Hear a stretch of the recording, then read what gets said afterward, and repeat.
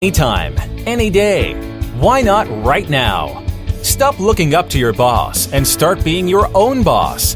Don't work for paychecks. Work for dreams with no regrets. This is Cracking the Entrepreneur Code. If you have the passion, we'll create the blueprint. Now, your host. You know him from his 7 tips to build the business you always wanted, and now you're about to hear a lot more. Jack H.M. Wong. So I would encourage for those that with no experience, you need to go at least 100. For me, at least 100. It's really at least 100. And we have our own methods to filter and really to crop off. So I would say, like, for me, 10% is really high, but it's still not enough. Yeah. Then you need to find out other creative. So I was initially it was only on my own network, but I go out from my of my comfort zone. I went for a lot of networking sessions. I went to network with a lot of people. I went and normally when I network, I don't ask the person directly. I ask, do you know of anybody that would be interested? I will share my book and all that stuff. I will ask them, do you have anybody that would be suitable or would be interested to take a look at my book or my sponsors and all that stuff? And most of them will definitely say, oh, I have someone, whoever. And there are those rare ones that you will meet and say, hey, why don't you share with me? What is that? What is the thing that you want to propose? It's like you're not going direct, but in fact, genuinely, I want them because I want to see if I can tap on their network and also get some referral. Then basically, if they buy the idea. So when I share with them, some of them even interested to come in. And one of them was a friend from overseas. I went to catch up and stuff like that. And she was asking me, why am I here? I said, I'm promoting my book. Oh, what is your book all about? I started sharing and stuff like that. We even came out with strategy and say, okay. I was like, huh? Well, okay about what? Oh, I'm okay to come in to be one of the advertisers. I was like, okay. So we got it. And I would say that she has her business has nothing to do with mine. But because we talk about business, I say that because the mothers who comes in, they are mompreneurs, they are new startup, so they will need maybe your skill, your product. Like because she do sales training, so I say that maybe they need the sales training, and you are in that area. Why not you come in? Stuff like that. Just exploring ideas. Just very passionate about sharing my book and going about that. So because the number one thing is the belief. The second thing is because I'm so passionate about my belief that it allows the other party to believe in me and to trust me that, hey, I'm going to really do this. Because when someone is really going to do this and someone who's not, you can feel it. And if I'm so passionate about my thing, I will be also passionate about my partners, right? So it naturally it makes more sense. So and I would say that approaching this 100, right? Even in my marriage, even in my relationship, I use this I would say this motto or something that I believe in is no expectation equals to no disappointment. I've never set as any expectation in anybody in my life, like even for my wife. I never expect her to be pretty. I never expect her to be do this to prove herself and to stay slim and all that. Because if I expect all that, she will expect it on me. And with that, first thing, I would not want that. Second thing is, because if I expect something, there will be a flip side, which is disappointment. And can I handle that disappointment? Because of the past, I felt that I could not. So when I move on in my relationship, I have no expectation. Like our show today, or even for me when I do my podcast, I have no expectation at all. So that there's no disappointment, there's no negative feelings in it. So I would say that would be something that I hold big, that I really believe in, that no expectation equals to no disappointment. And also, in fact, I also share that every time you approach, there must be a strategy, and you can visualize it by role playing. This is another way that, in fact, our publishers share with us. But because in my course of experience, even in my first sales job training about role playing, you have to visualize that you have to really say out the things that you're going to propose to your clients. Like for me, I'm already used to role playing. So a lot of things is Like I'm stimulating like the possible scenario that, okay, this client is going to give me this objection, I'm able to process everything here. But if you are someone for the first time, imagine picking up the call to really call this potential sponsor for the first time. Your first impression on the phone really is very, very crucial. Whether you can secure the appointment. So before that, you need to, hey, hello, hi Jack, is there a good time to speak to you? Okay, if it's not, then it's okay. I'll catch you another time. So it has to come very fluid. So you cannot go in. Is Jack in? What am I trying to say? Will you be free when? You cannot be like that. There's no posture. That you are not fluent in it. Yeah. So you have to practice, and you have to practice and really get the hang of it. If not, you can. If you have a spouse, you can always practice with your spouse. So back then, when I was in the sales training, we have a week of sales training, and I would say 90% was role playing. We have to say there's a standard script. Then we always love to use, are you saying that if I'm gay? Then it was like we were so into, are you saying that if I do this, you will buy the advertisement? Are you saying it? So it's like, we are you're so used to it. You are so, good at role playing. When you are at the battlefield with your clients, and really, because I would say that your clients or your sponsors or investors, they are very, very experienced on the ground. They will throw you questions that you were not able to grasp it, especially when you're new. So you need to do the role playing over and over and over again. So I always like to say this, go back to layman, like me proposing to my wife. I have to role play. I said, okay, I need to kneel down. Which leg? Okay, I'm going to say the word, would you marry me? But before that, what will I say? What if she say no, or she's pondering, what am I going to do? I need to visualize all that. If not, I will tell you that she say, how come my boyfriend like not very confident of proposing to me? Then they feel, okay, it's real. It's realistic. So it's the same thing with the clients. If the clients feel that you are not comfortable of proposing your proposal, or even to sell he or her that product or services, they know it because they have met so many salespeople, and they know what kind of salespeople you are. So if you're not confident, then how would you do? And that's, everything has to come from inside out. That's where the number one belief is belief in yourself. Second is belief in your product and services, and also have that posture that you are giving some value to them. You're not at a losing end. So, and also the power of probing. You need to keep on questioning. It's just being curious like a young kid. Say, Papa, why like that? Papa, why like that? What? Like my daughter, when she was like 3-4 years old, she can't start asking a lot of why. Why is the sun is out? Why is why are people crossing the road? A lot of why. So, but we were so trained in school that we should not ask so much question, or even our parents will ask so much question. But in sales, you need to, because in order to know them, you need to ask. And by asking, you need to ask good question, like probing, like really, that's a strategy in sales that you really have to guide them and whatever stuff. That aside, but I would say genuinely, I grew the interest in asking a lot of my clients questions to understand them more as a person, as a business. If today if whatever I can propose to them does not fit into whatever they need, I will just be a friend. Because you never know that one day their business model may change, they may have different strategy and stuff like that. You may come in again. And because relationship is for long. And also be direct and ask, which is during the probing. You only have one shot. And also, last but not least is for those fellow authors who may be coming in, what is your why? And what do you hope to achieve out from your book? That is the core thing that keep me going. We experience quite a few people who actually don't know why they are doing that. That's a big problem. Challenge. Because if it's not strong enough, you will be beaten down by people who are our dream stealer, our dream crusher, and they may be people who are our loved ones. So it's going to be very challenging. Nobody says it's an easy task, but in life, what is easy?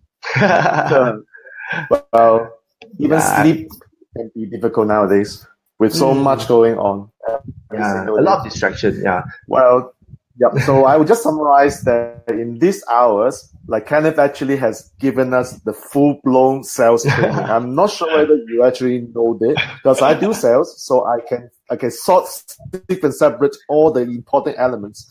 So I just come up with something just to put a nice context so that people can understand what the heck is going on. So number one, Kenneth's strategy is actually about mindset first and strategy second. You must have mindsets fixed, properly in place before you even talk about strategies. Because if you don't believe in yourself, there's no way you can start talking to other people. So that is the first thing we hear. The second thing I hear is that you can't just go to this. You can't just go out. Okay, my objective is to find sponsor. You just anyhow ready, fire and aim. Yes, it's good in personal development that we learn ready, fire and aim. But you've got to be fully ready. In other words, you must know who you approach.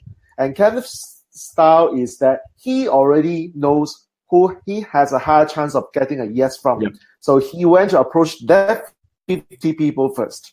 And the chances of getting a yes, like 10%, is it high? Now, for those who are not doing sales training, you know what? 10% to 50% is always considered the professional percentage conversion ratio. If you can hit anything above 15, you are already expert. So that is a cool ratio that I'm looking for. I agree too. So the question is that the more people you enroll, the more people you are giving your version of belief. Now, I'm not saying that we are selling them. We are not selling them, but we are just sharing with them the belief that we have. For do they buy into this belief that we have? And if they do it, then it's good. But if they don't, like most authors, because they lack the sales training experience, they will just say, "Oh, okay, the teacher said I walk away, I'll come back again." But in sales, you know what? When your prospect say no, it doesn't mean a no. You've got to ask yourself: is this no a true no, or is it like a possibility? We can. Most of the time, a person saying no to us is actually waiting for us to say some more. And therefore, at the end, it is a yes. So don't just walk away for the sake of getting a no and say that is the time. And final thing, it is important. When we handle objection, we actually do not listen to the objection first. We do not listen to the objection first, and then we react. We anticipate what kind of objections commonly these people will throw at us. And Kenneth summed up very nicely. He said that we role play. So I know that this guy is going to come from this angle. So this is the way I react. If he is coming from this angle, I know how to handle that. Role play. In sales, we always do role play because that is how we get better and better and better. Is it right? Yeah. So what sales training is, Kenneth has given you 1 hour nice solid content of sales training work. I know that because I can deconstruct everything because I do that too. But you know what? Authors who are not into sales training, I now know why they are struggling. Yeah. Like if a person who wants to start a business but they don't know this bit, they are struggling because this is a skill that is essential, that is compulsory, if I were to put it that way. It is mandatory that you need to learn, because if you don't, then nothing is coming into your pocket. It's like you ask people, well, can you buy the ad? No money is coming in, because if you don't know how to sell, that's the thing. Do you think that people will just throw the money at you for the sake of seeing your face? I think you look nice. I love your spec. That's why it doesn't work that way. You've got to actually convey the message and transfer your emotional impulsion so that the person feels that. When you make the person feel good, well, the person has a high chance to say yes to you. I could understand why a lot of our peer authors are struggling, because they do not have these kind of experiences that we have. Like, Kenneth, you have been in that industry for a long time, so you are already a seasoned player. I came from the world whereby Okay, thank you. We are still learning. We are still a student.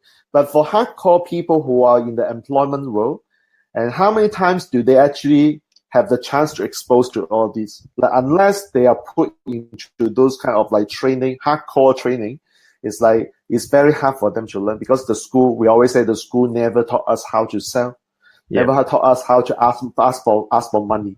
Because in the first place, the teachers are actually taking money from the bosses too. So that is the big problem that I personally see in the world, whereby it's very difficult for someone who had no skill set called sales to be able to make money. So authors, whether you're authors or business owner, view my perspective, yes, I found that these strategies that Kenneth has shared is amazing. Why? Because this was for him. You might ask, I have this question, Kenneth, but you have been in sales for so long. Yeah. Of course, you can handle it. But and that's the reason why I can't do what you have said. Thank you for sharing, but it would not work for me. My industry and yours is different. You are just lucky, but I don't have such luck. And you know what? The author just walked away. How would you handle this kind of objection if you get this? First of all, assuming that you are willing to handle that. Of course, you can say, I'm not going to handle that. But if you were to handle that, how would you respond? Okay. So you are putting it in like they say that I'm a salesperson because with all the experience.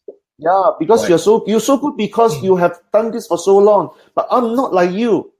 And you're just lucky for you that you can do it. I'm not as lucky as you are. So stop blaming myself, putting down every single thing. So I can't do this. I'm sorry. It sounds good. It works for you, but it doesn't work for me. And you know what? You and I. So if you were to handle this objection, how would you do that? Okay. I would say that is very, very common. And I always like to relate, to have an analogy. So for example, I will either I will find out a bit more. If let's say like now, right, for you, right, if you have that objection to me, I'll say that, Jack, so if let's say today, if you have this deal that is in front of you, or this lady that is in front of you, it's love of your life, and you tell me, hey, I'm not that person, I'm not that guy that can speak all that stuff, I'm not that guy that is dressing well, I cannot get this girl, then I would frankly saying that I would frankly tell the person that, or even tell you, Jack, then don't think of having this beautiful lady to be your wife or even be your girlfriend. So if you really want to really have this love of your life at your hands, what you need to do, you cannot change her, right? She's there. The only way is to change you. If you're not willing to change yourself, or even to change your business, I would say to change yourself first, then talk about business. Change yourself first in order to achieve what you want to achieve. Unless, if you are not that, you do not have that desire to really go for what you want, then it's okay. You can stay off whatever you are in. But you can say whatever about me, like whatever experience, but because I know what I want.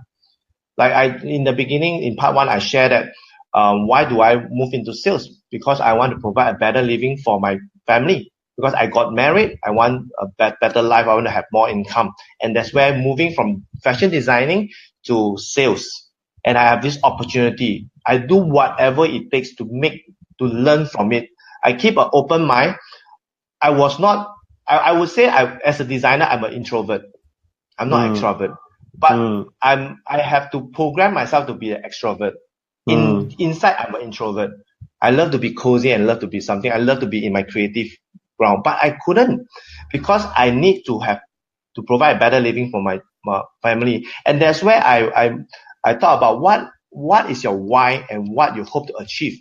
So if let's say your determination to achieve what you want to achieve in business, or even to close that deal, or even to get your published out, is this much only, then I say be comfortable. Don't waste time of being an author, or even having the thought of having this beautiful lady as your love of your life, or your wife, or anything that you want in life. Because anything you want in life, if you do not have that desire or that why, then just stay put in your comfort zone. I would just say that genuinely, because it's not about whether about sales or not. It's about what you want.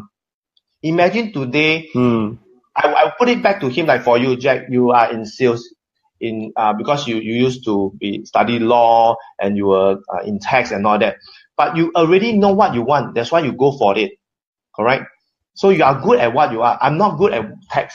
That's right. So you are really good. So because you know what you want, so the next step is, are you comfortable with what you are now?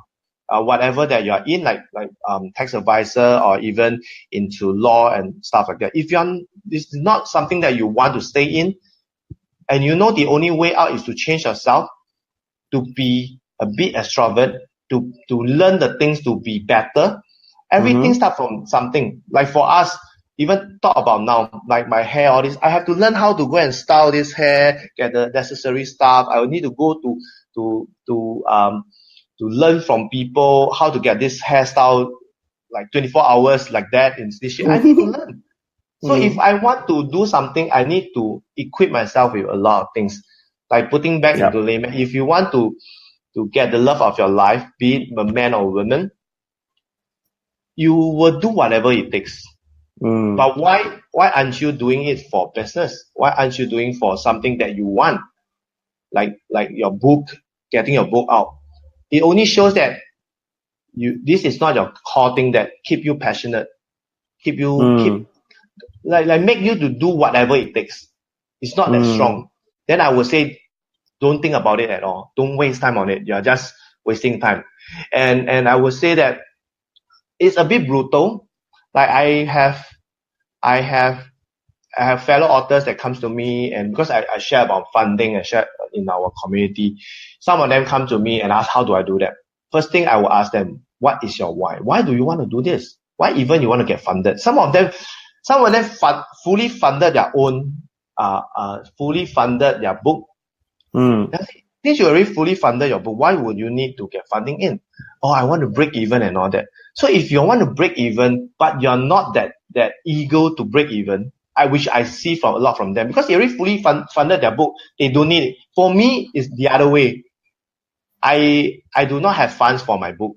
I make it happen. That's why I have to push myself to go out to these 100 people. Without going to these 100 people, I will not be able even to get 5% or 10%. I need to push myself. It's uncomfortable. And I can say that there are disappointments, because I will have my main core prospect or people who I really know for many years. And there are people who say, oh, I will support you, whatever it takes. But when the actual things happen, gone.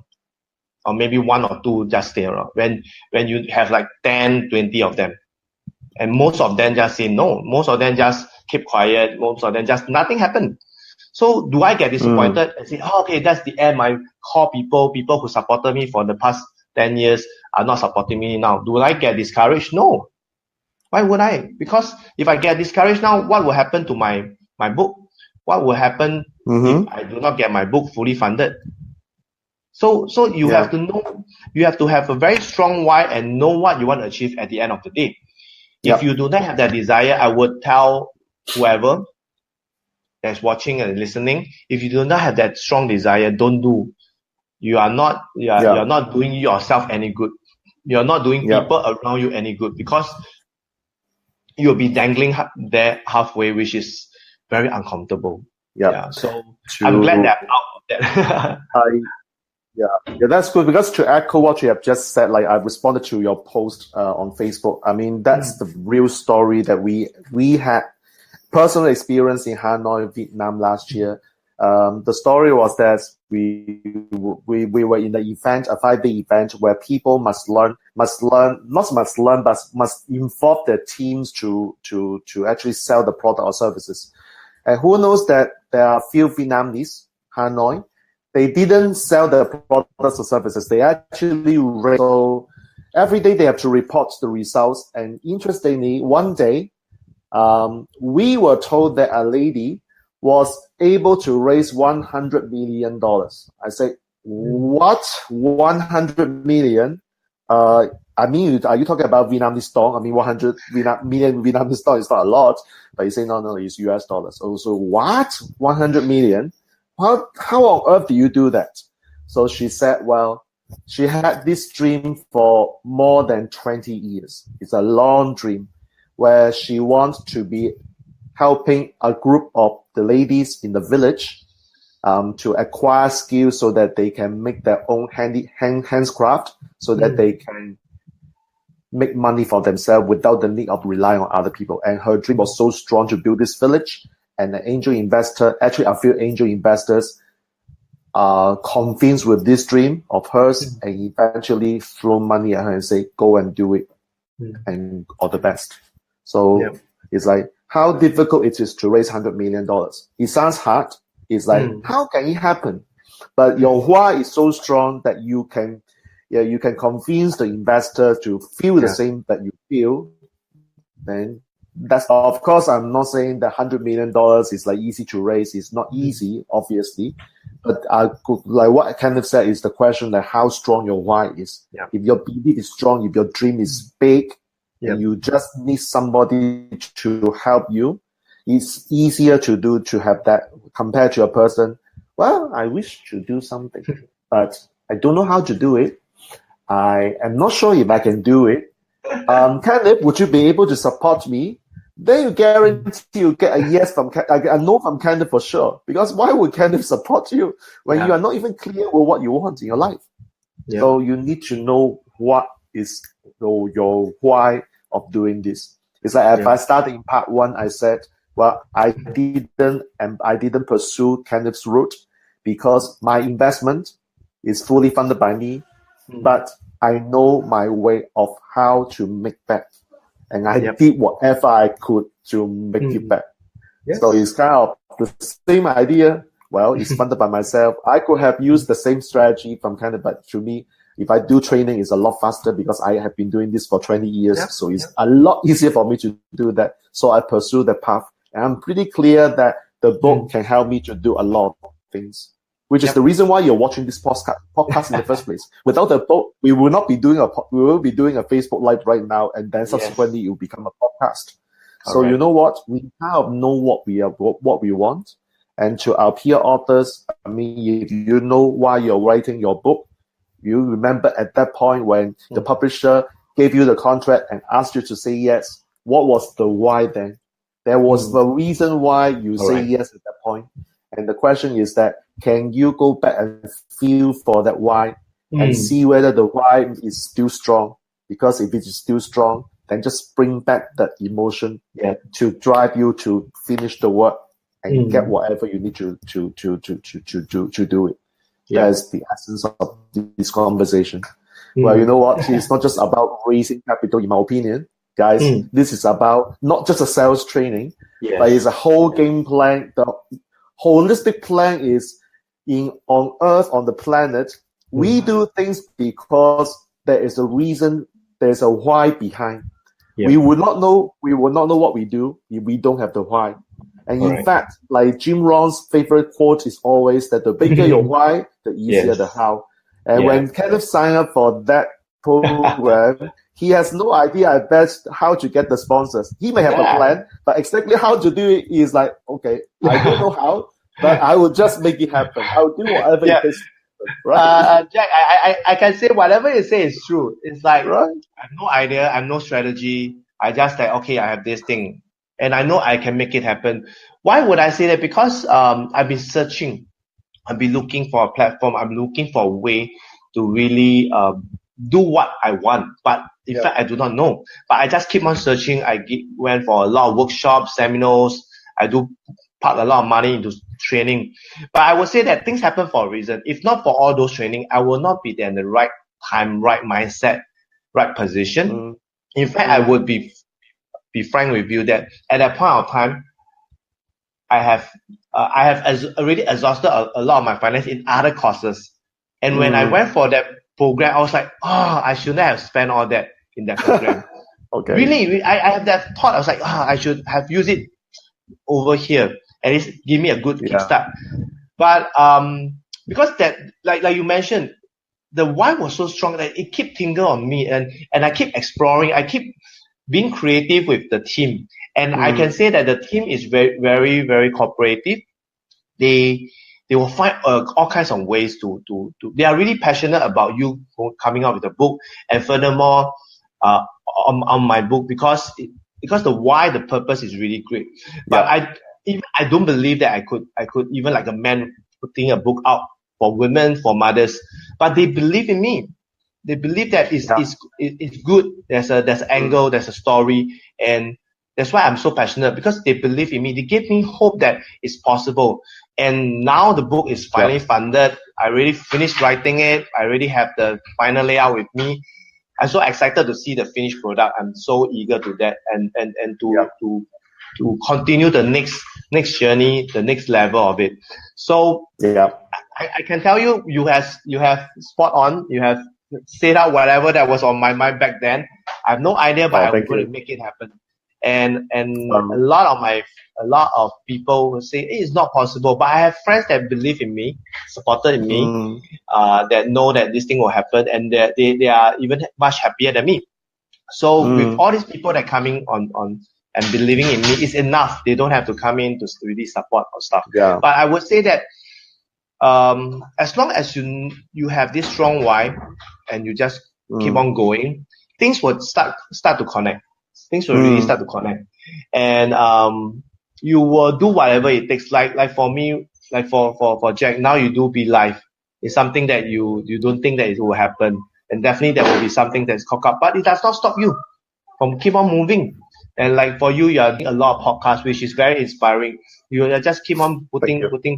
You do not know where it end up at, but you believe that whatever you do is going to be fruitful one day.